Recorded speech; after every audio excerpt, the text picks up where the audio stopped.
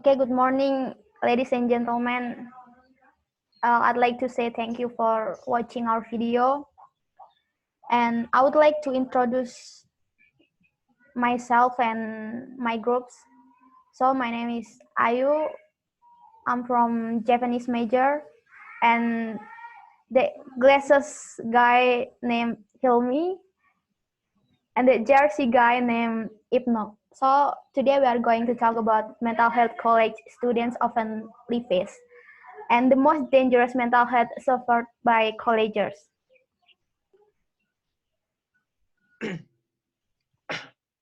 Number one is depression, and depression is feeling of self, despondency, and dejection.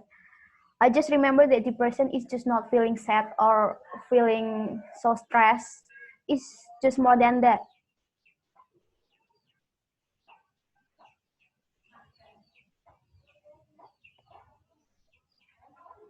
Why's the PowerPoint don't move? Okay. I'm sorry for the problem that. And depression among college students comes in many forms, and in a survey conducted by Association for University and College Counseling Center Directors in 2013, around 36.4% of college students reported they experienced some level of depression.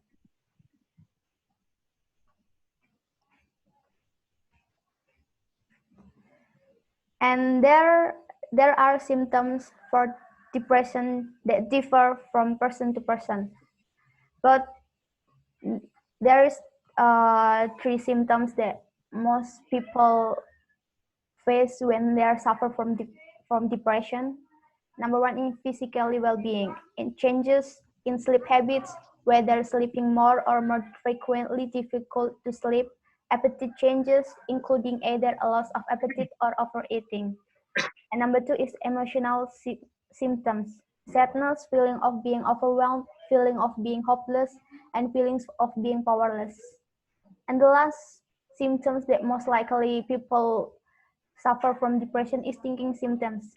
Seeing a glass half empty, having trouble concentrating and paying attention, resulting in difficulty in reading and completing work tasks.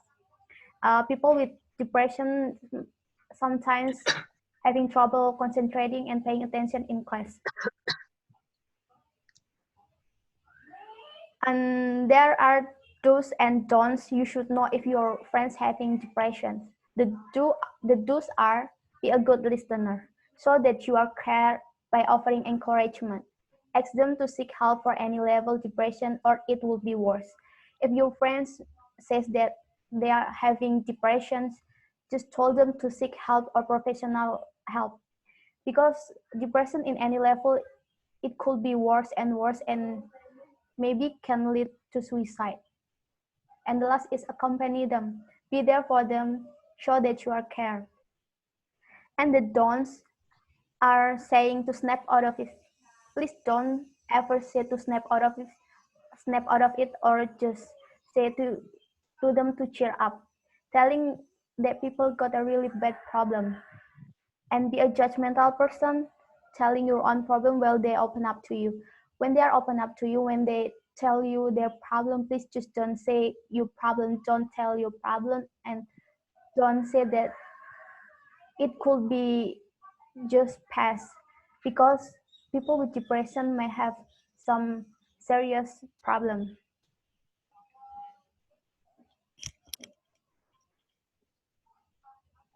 And I have a quote from Robin Williams to you guys. The quote says, I think the saddest people always try their hardest to make people happy because they know what it's like to feel absolutely worthless and they don't want anyone else to feel like that.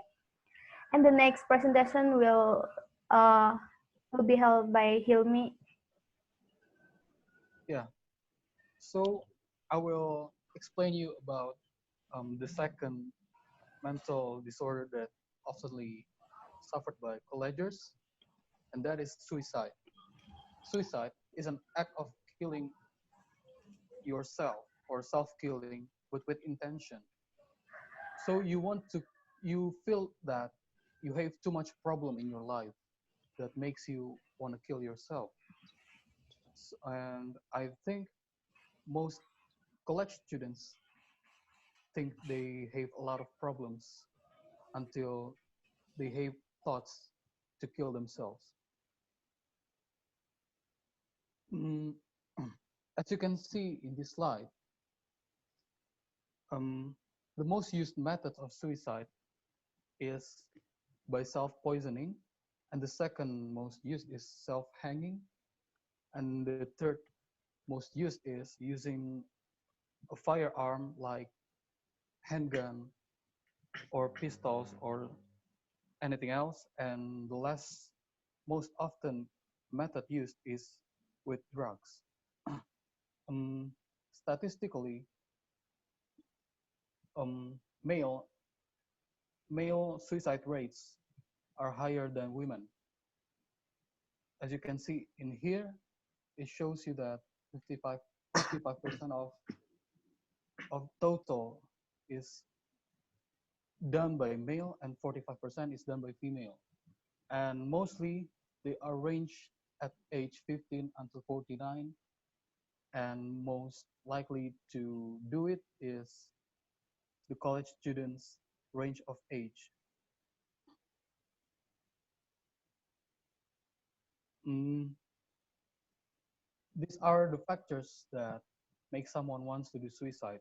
The first one is stress.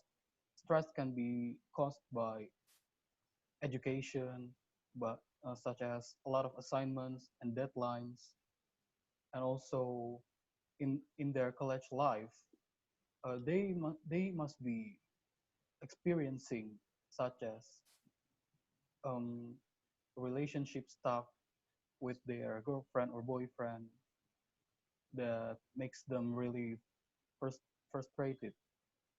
And then there's mental ill. Mental ill um, can be caused by